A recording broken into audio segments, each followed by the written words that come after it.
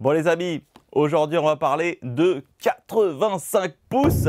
Je ne sais pas si vous vous rendez compte, regardez la taille des cartons. Alors oui, hein, j'en ai deux, hein, parce que pour la petite histoire, petit problème de transporteur, ils sont un petit peu emmêlés les pinceaux, les potes. J'attendais le mini LED de Sony, le X95K.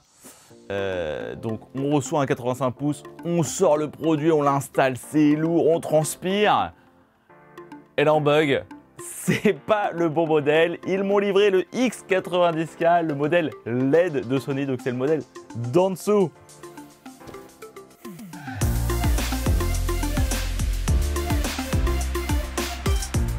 Bonjour à tous, c'est Benji, bienvenue sur la Cobra TV et pas encore dans l'appart. Hein.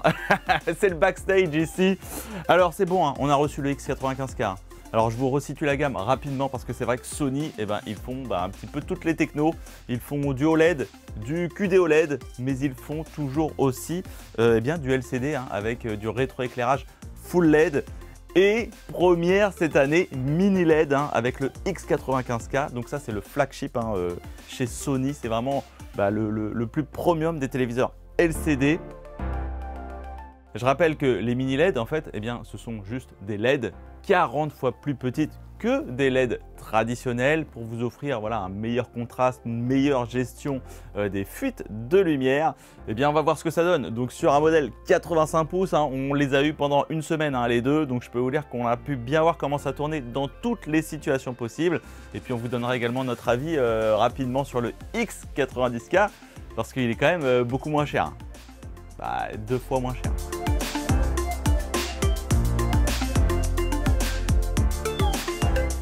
Le X95K, un modèle premium, hein, je vous affiche les tailles et les tarifs. Ça pique. Hein. Ouais, tarif assez élevé quand même, hein, surtout si on le compare à la gamme équivalente chez Samsung QN95B, qui est donc le mini LED 4K haut de gamme hein, de Samsung. On peut voir entre 1000 et 1500 € de différence à taille équivalente. Bon, les prix ne sont évidemment pas figés, hein. En plus on n'est pas loin de la fin d'année, donc ça risque de bouger. Et puis bon, on reste quand même avec du Sony. Hein. Puis bon, Sony, c'est quand même...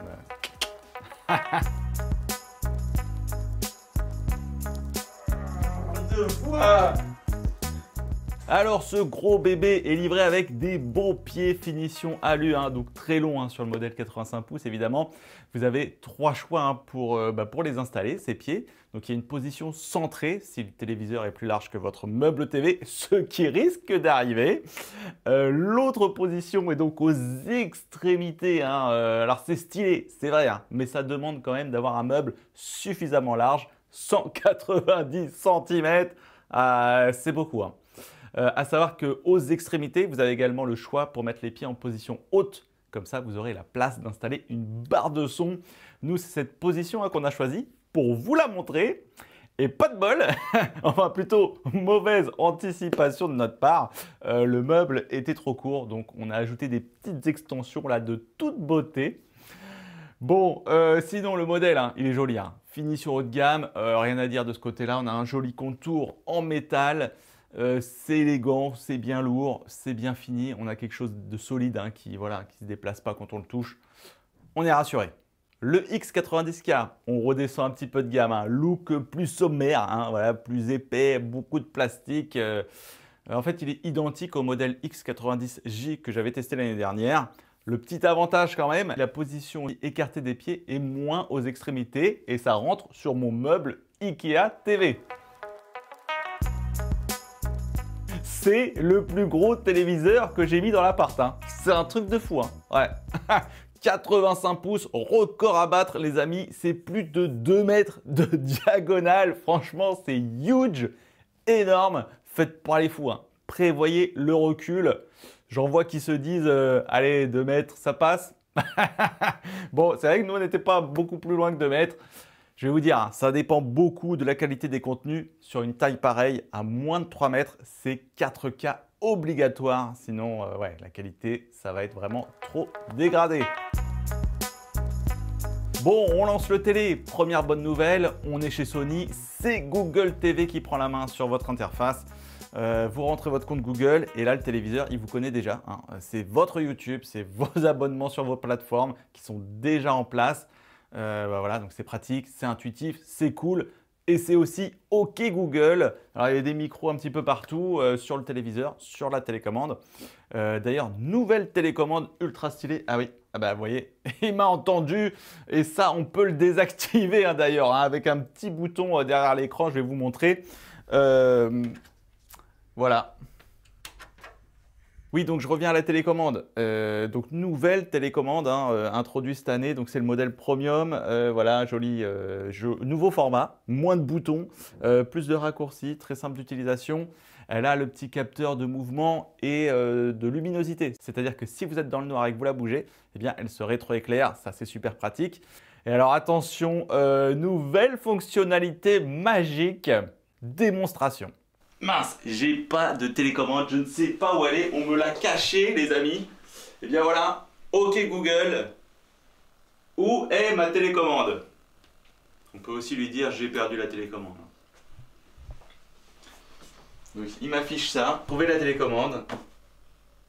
Et ensuite il nous dit ce qu'il va faire. Voilà, la télécommande émettra un son pendant 2 minutes. Et voilà, il nous faudra appuyer dessus quand on l'aura trouvé. Mais où est-ce qu'il me l'a caché? Non, pas là. Qu'est-ce que c'est que cette cachette? Ah, les enfants, vraiment des fois, ils ont des idées, on se demande. Et voilà, on a retrouvé la télécommande. Si ça, c'est pas franchement la meilleure fonctionnalité du monde, les gars. Combien de fois on perd sa télécommande par jour? Très très souvent. Donc pouvoir la retrouver comme ça avec un signal sonore, je veux cette fonctionnalité sur toutes les télécommandes du monde, je veux rien savoir. Alors, niveau navigation, le X95K, très confortable, voilà, c'est rapide, c'est fluide. Par contre, sur le X90K, ça rame un petit peu. Je ne vais pas vous cacher qu'il y a quelques lenteurs, vous savez, vous appuyez sur le bouton, puis vous rappuyez, puis d'un coup, ça défile tout d'un coup. Voilà. Voilà, bon après, si vous faites tourner un petit peu les menus, ça devient un petit peu plus fluide. Enfin, le bonus avec les téléviseurs Sony, vous savez, vous avez un service de streaming offert, le Bravia Core, eh bien, qui offre des contenus de qualité en format IMAX. Et ça, c'est top parce que vous n'avez pas les bandes noires. Et je peux vous dire que sur un 85 pouces, ouais, ça jette les potes quand vous avez une image plein format là. C'est juste un truc de malade. Sony équipe ses téléviseurs avec le processeur XR, déjà testé, approuvé pour ses grandes qualités, tant dans l'upscaling des contenus, c'est-à-dire la mise à l'échelle, et dans le traitement des mouvements, le Motion Flow qui fait de l'excellent boulot. Alors là, on est en 85 pouces. L'upscaling trouve ses limites. Il a beau faire du super boulot, l'image est quand même étirée sur plus de 2 mètres. Donc avec du 4K, oui, c'est magnifique, mais avec des contenus SDR en 1080p, prévoyez du recul car ça ne sera pas joli à moins de 3 mètres, voire 4. Voilà, sinon, la taille comme ça, c'est du bonheur. Franchement, je me suis mis la bande-annonce, vous savez, d'Avatar 2. Ça donne un aperçu du kiff qu'on va ressentir en salle. Franchement, ça envoie. Et alors pour ceux qui ont jugé la bande-annonce sur leur smartphone, vous n'y êtes pas du tout les mecs. Information importante à prendre en compte, je n'ai vu que le modèle 85 pouces. Et en fait, la qualité varie d'une taille à une autre sur la même gamme, puisqu'en fait, on ne va pas avoir le même nombre de zones derrière l'écran. En fait, l'année dernière, par exemple, sur les néo-culettes de Samsung, eh bien, les grandes tailles géraient moins bien le blooming que les petites tailles. En fait, un 65 pouces était plus précis qu'un 75 pouces.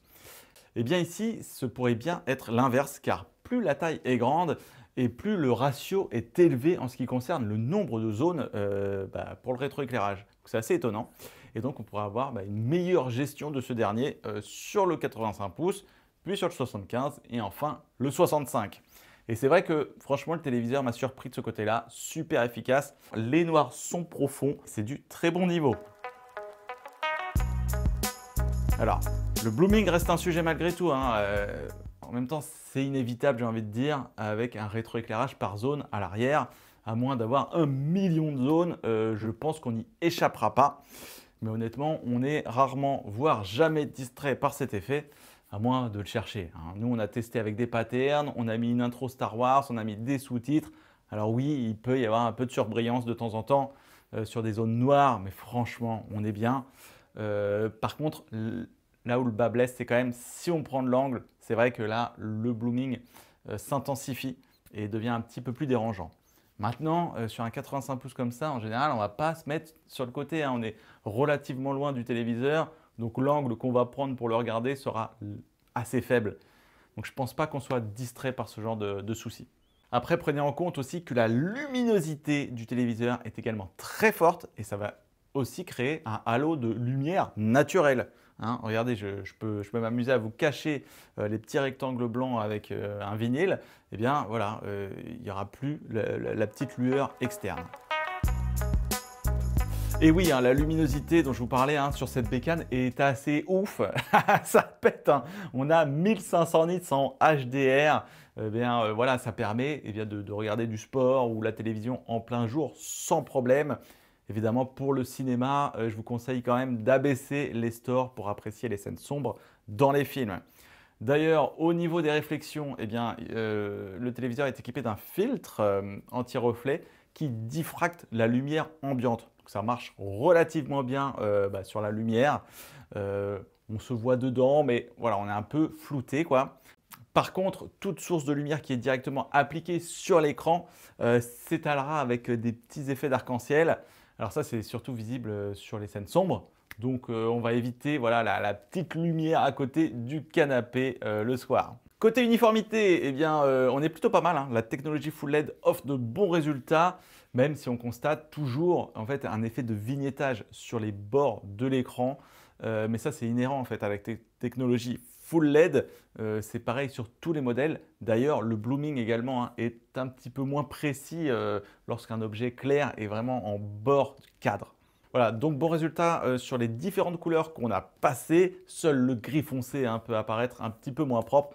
Mais honnêtement, en cas d'usage, j'ai jamais été gêné par ce genre de phénomène. Sur la couverture des espaces colorimétriques, on a 95% du DCI-P3 et 72% du BT 2020. C'est correct. Alors d'un point de vue expérience, le X95K offre une image de haute volée. Je peux vous dire qu'on se place aisément, hein, dans le rang de ce qui se fait de mieux en téléviseur LCD haut de gamme. C'est très lumineux, c'est très punchy. On a une bonne gestion du contraste et des couleurs. Pour mes tests sur les Sony, je mets toujours le mode d'image en mode expert, qui est le mode le plus lumineux et le plus fidèle au niveau des espaces colorimétriques. J'enlève bien sûr tous les capteurs de luminosité et je règle moi-même la luminosité au max. Sur les contenus SDR, on peut récupérer un petit peu plus de punch en faisant intervenir la technologie Triluminos de Sony. C'est-à-dire que vous allez jouer sur une palette de couleurs naturelles. Vous avez plusieurs niveaux. Alors perso, déjà sur bas, on a déjà un bon travail de récupération des couleurs, comme ici sur le clip de Billie Eilish. Le temps de réponse est également super efficace, pas d'image fantôme. On a passé la vidéo Netflix, hein, The Meridian, qui est très bon, hein, pour vérifier ce genre d'effet. Voilà, on n'a rien constaté, tout est très propre. Pour les contenus 4K, streaming, Blu-ray, c'est très bon. Vraiment, là, l'expérience est excellente, hein, sur cette taille d'écran. On peut gagner en contraste, hein, avec l'activation de préférence de gradation dans le mappage de ton HDR. Voilà, ça après sera à vous de voir en fonction de ce que vous préférez. Alors attention, on n'est pas compatible HDR+, mais Dolby Vision. On a toujours accès à un mode Dolby Vision sombre ou lumineux en fonction de si votre pièce est sombre ou lumineuse. Et enfin, vraiment, si en cas d'extrême urgence, hein, si vous n'avez pas d'autre choix, vous pouvez mettre en intense. Voilà, s'il fait vraiment très jour dans votre salon et que la lisibilité des scènes sombres est compliquée, voilà, je vous montre ce que ça fait sur le Roi Lion par exemple. Enfin, vous avez le mode Netflix calibré, ce qui peut être pas mal lorsque le contenu n'est pas en Dolby Vision sur la plateforme. Et puis, bien sûr, pour les jeux vidéo, c'est auto-calibré avec PlayStation, hein. Donc pour la PS5, c'est top. Voilà, alors un petit mot quand même rapide sur le X90K, qui, oui, offre une image moins contrastée. C'est un petit peu plus laiteux. Les noirs voilà, sont un peu moins bien gérés. Le blooming également sera un petit peu plus présent. Bon, évidemment, on a des LED, on a moins de zones, on redescend un petit peu de gamme. Mais Après, voilà, on a également mis des images HDR, tout ça, et on a quand même été surpris par la luminosité de l'écran, qui est très bonne. Sur les contenus SDR, on retrouve également de la couleur, et sur les contenus HDR, 4K, eh bien, on se fait également vraiment plaisir. Voilà, donc si vous voulez vous offrir vraiment une grande image et que vous n'êtes pas trop exigeant sur les contrastes, eh bien, cela peut très bien vous convenir pour regarder la télévision, le sport, le cinéma et également jouer aux jeux vidéo. Alors, pour les jeux vidéo, on a deux ports HDMI 2.1, dont un eARC. Alors, ces ports HDMI sont compatibles pour les consoles next-gen, PS5 et Xbox Series. Donc, la 4K 120 VRR est gérée sans souci, à condition bien sûr d'aller dans les paramètres HDMI pour les mettre sur format amélioré VRR. Ça, honnêtement, franchement, je trouve ça ahurissant d'être obligé de faire ça. D'être obligé d'aller dans les réglages de son téléviseur pour qu'il comprenne que la console envoie du 4K HDR VRR. Mais bon, passons. On a une très bonne expérience de jeu vidéo. Les temps de réponse sont à 18 ms en 60 images secondes, 9 ms en 120. On a connu mieux, mais franchement, l'expérience, voilà, elle est top. J'ai fait plusieurs jeux, j'ai pas à me plaindre. J'ai ça à la maison, je suis heureux. Par contre, pour les FPS, prévoyez du recul, parce qu'il y a... C'est un peu violent, 85 pouces. Côté son, alors le X95K offre un bon équilibre tonal. Peu de basse, évidemment, on est sur une dalle assez serrée. On évitera également de pousser trop fort le volume. Mais bon, on va dire qu'à volume modéré, on est quand même bien. On n'est pas gêné par les distorsions. On entend bien les voix. Et puis alors, ce qui est pas mal avec cette taille d'écran aussi, c'est que les tweeters, en fait, ils se retrouvent un petit peu au-dessus de nous. Donc le son, il est bien enveloppant. On a même, voilà, on a les effets qui viennent du dessus. Donc c'est plutôt cool.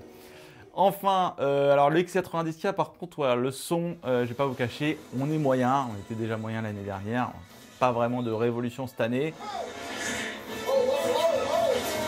On conserve tout de même des voix claires, ce qui est quand même le principal, donc on comprend ce qui se passe à l'écran. Mais bon, pour le reste, on est assez limité.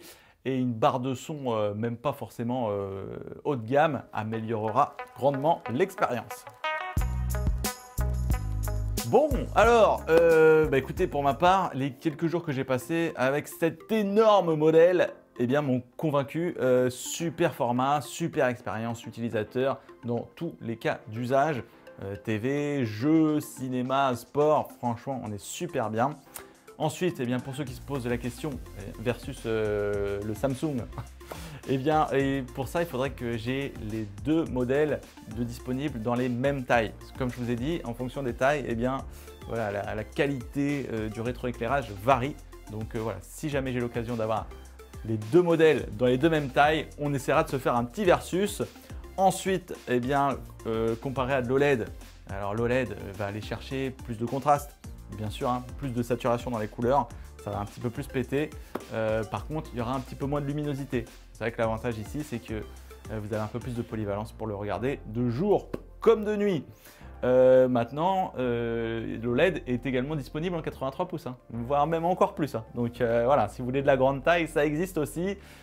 Toutes les références sont disponibles sur cobra.fr. Bon nombre des technologies sont visibles dans les magasins Cobra, donc vous pouvez venir les voir, les écouter, les tester et les comparer, bien sûr, pour faire le meilleur choix. Merci beaucoup d'avoir regardé la vidéo. C'était Benchy et je vous dis à très bientôt.